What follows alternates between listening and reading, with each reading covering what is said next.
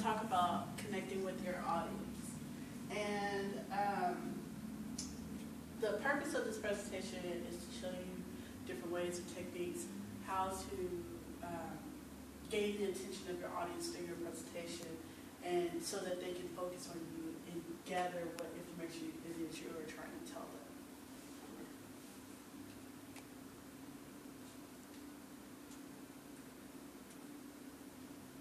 So the first thing when you're trying to gain the attention of your audience is to think about the audience perception.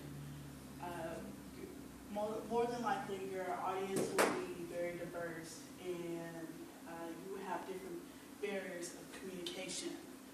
And to connect with your audience, you must look at how you perceive others and how you perceive the world. It will help you in learning how to literally develop a technique that you're comfortable with so that you're able to communicate both with your audience and get your point across, and also the audience is able to gain knowledge from your presentation. A lot of times confusion in communication is linked to the different perceptions. What you may perceive as a good interpretation may be perceived as bad for another diverse group or culture. So that's something to be very mindful of, is to just pay attention. Don't just think of it as, well, does it offend me? Does it offend what I am trying to do? Think of it as, does it offend everyone? Does this create a barrier, or does this tear down a barrier so that I can connect with my audience?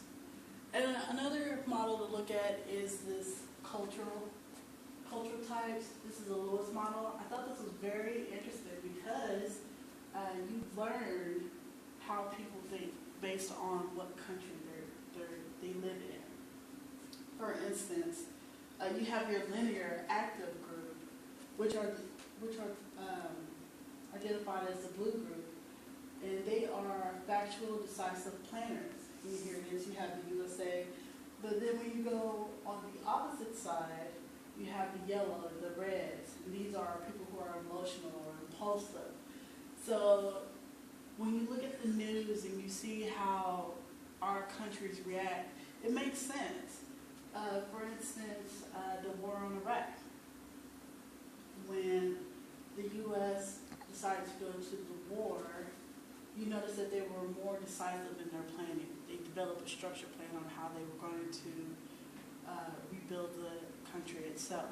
Versus where you have other countries, for example, Mexico, who has a drug problem, they are more impulsive. They react more to the event more than planning to prevent the event, if that makes sense.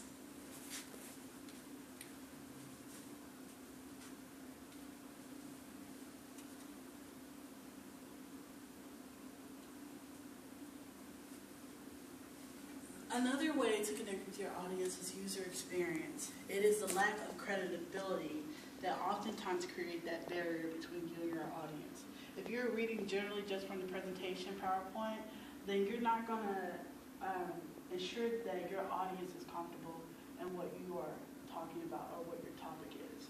It is okay to give information or give notes for your audience to look at or to refer to, but speaking from your own general experience, giving examples of your experience and how it relates to the PowerPoint will make your audience feel more comfortable with the information that you're providing. And then on top of that, it allows your audience to become more involved within your presentation. So if your audience has any questions or any concerns, or they may even be able to relate to your topic, then that's a benefit on your part, because as a speaker, you're able to find that link with your audience. And then as the audience, they are able to gain the information that's needed from your PowerPoint presentation. I have a question. Yes. How much information do you think you should put on the visual PowerPoint? Really, with your presentation, you should have three key factors in your PowerPoint presentation.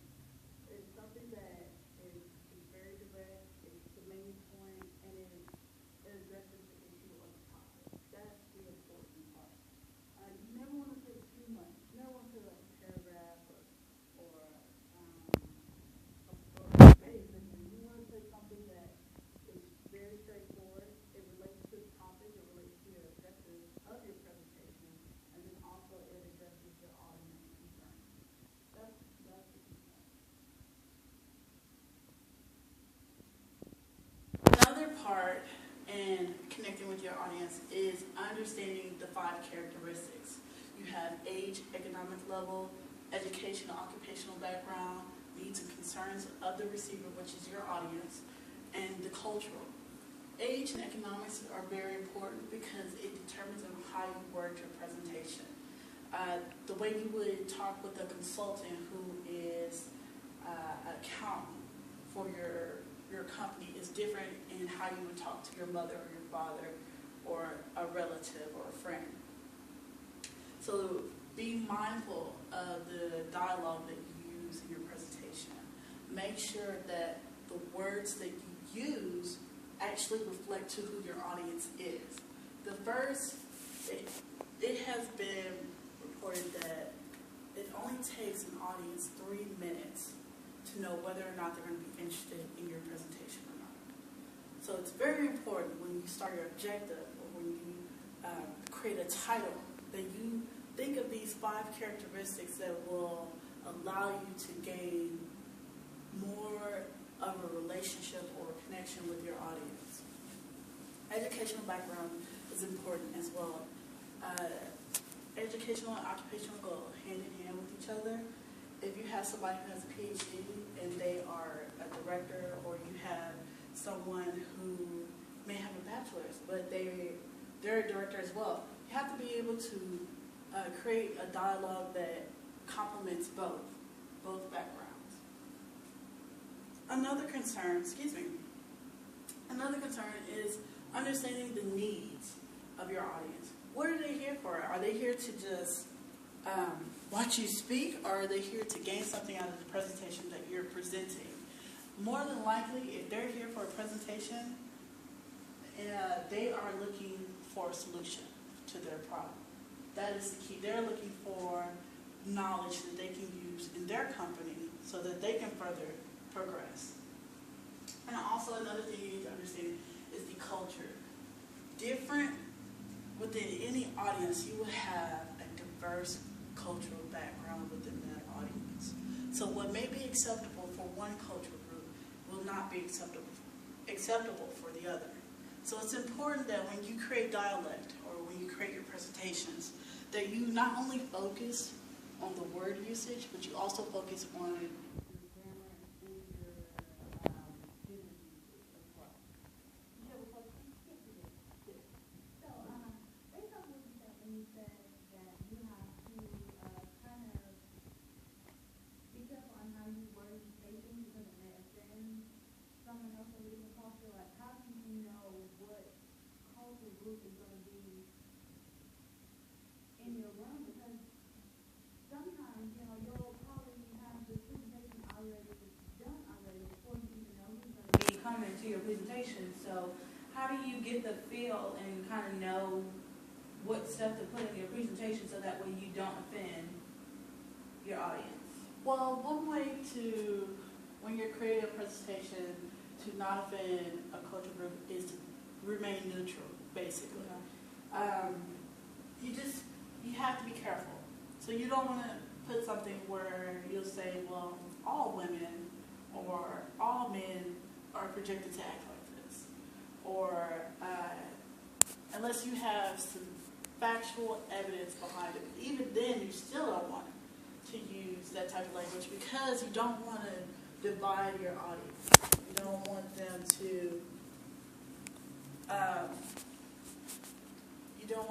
to lose focus in your presentation. That is the key. Okay?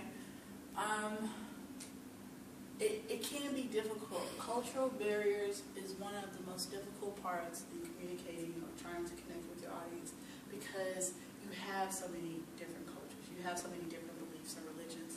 So the best thing to do is to research. Do a general research about what type of audience is going to attend your presentation. Another point is to gain in order to gain the attention of your audience, get to the main point. What is the main point? The main point is, what is the purpose of your presentation? You don't ever want to use the I language in a presentation, because then it's just basically focusing on your needs. But you're actually presenting this presentation to focus on your audience needs. So you want to use the you approach, because it lets the audience know that this presentation is for their need. It's not for your need. You're just providing information that they can use in order, for company advance or their own personal development, just anything that they would want to use this information for. A perfect example of the I approach is, well, I want to show you the profits for my department, versus the projected profit for the company is expected to double in the fourth quarter for 6 departments. With the you language, you're including more than just yourself. You're including multiple people or multiple departments. So that makes a difference.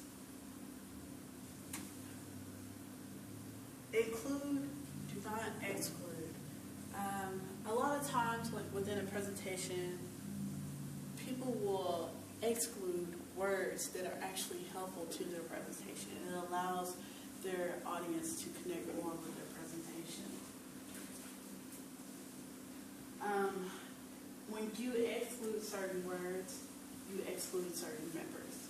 So what you meant to relate to a group as a whole may only relate to only a few individuals based off your choice to take some words out of your presentation.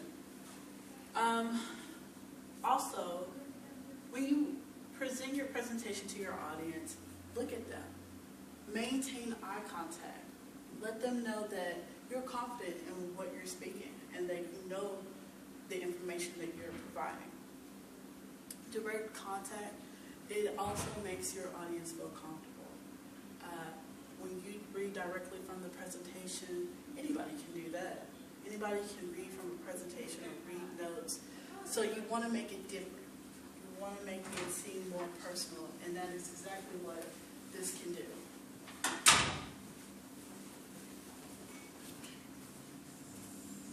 Also, during your presentation, it's essential to ask questions.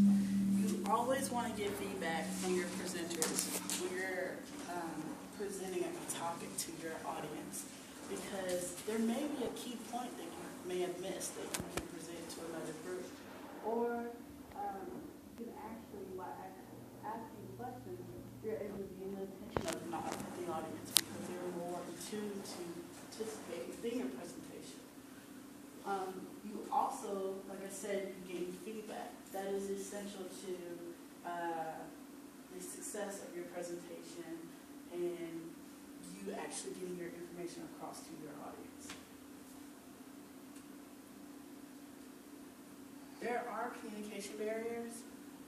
The most key communication barriers is language, culture, and gender. The reason there's actually 7, but these are the 3 main barriers that you deal with when you're communicating with a diverse audience, because you must be careful about the language that you use with your audience. You also must be wise on the gender of your audience. Does it offend anybody? Does it relate to everybody? Is it a neutral zone? And then also the physical barriers, which is maintaining direct contact with your audience to ensure that you are confident in the information that you provide.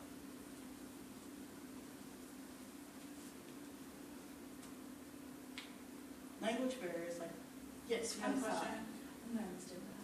But I just had a question. On the other slide, when you talked about the 3 barriers, is clothing and like hairstyles, is that part of a communication barrier when you're presenting? Because I know sometimes, certain people can, get kind of thrown off if you have like a certain color on, or if your hair is done, or the color of your hair. Well, if you are the speaker, it can be a distraction, but that is something where it may be a cultural barrier, because that may be acceptable in your culture, or that may be part of your religion, or the colors that you wear may represent like virtue or something like that. So it's not as much of a barrier as, say for instance, you say, well, majority of African Americans don't make it past their first year in college. That will be a language barrier because you are separating your audience. A broad generalization. Yes. So just being general with your presentation will eliminate some of those barriers within your communication. Okay. Like I was saying, language barrier, which is created between the speaker and the audience. That is based on the language that you use with your audience. You must be careful with your expressions. What you may think is a joke may not seem as a joke with your audience. It may be offensive. So it's important to pay attention to the expressions, the word usage, the vocabulary. You don't want to make yourself seem, if you're an intellectual person, you don't want to make yourself seem overly done. You don't overdo it. You don't want to throw all your stuff out there as, okay, I am a director with 5 degrees and I can say this word and that word and your audience doesn't even know what it is. Then you create that barrier with your audience because now you're talking to them in a language that they don't even understand. So when you do your presentations, you want to use a language that is versatile with all groups. That is important.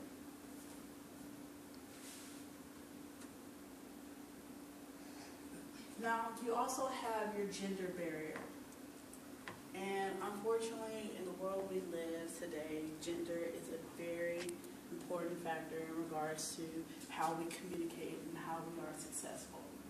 And it's interesting because women are expected to be more intuitive and abstract versus a man who is supposed to be logical and systematic thinker. But I generally think that this all depends on who that individual is. A lot of times you would hear women say, well, I act just like a man, or men say, well, I think like a woman. So some of those capabilities are able to be used by another gender. Another interesting fact is that a woman will use 25,000 words a day versus a man who will only use 7,000 words. And I thought that was really interesting because I was really thinking like, I really use 25,000? Yes, you do. No. Yeah. You know what? When I started thinking about it, phone conversations with your mom, I know my mom has a good 2,000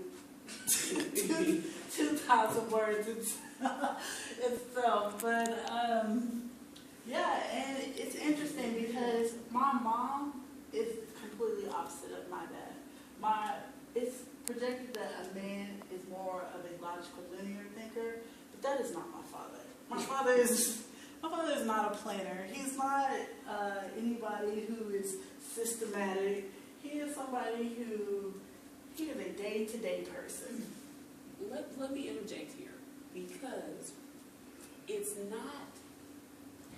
not so much that they are planners. The logic and the linear, I can't say it right now, has nothing to do with that. What they are speaking of is approach. When you're talking to that male, he's listening because you got a problem and he's trying to fix it. That's his one-track mind. Okay, this person sounds as though they have a problem they're trying to fix it.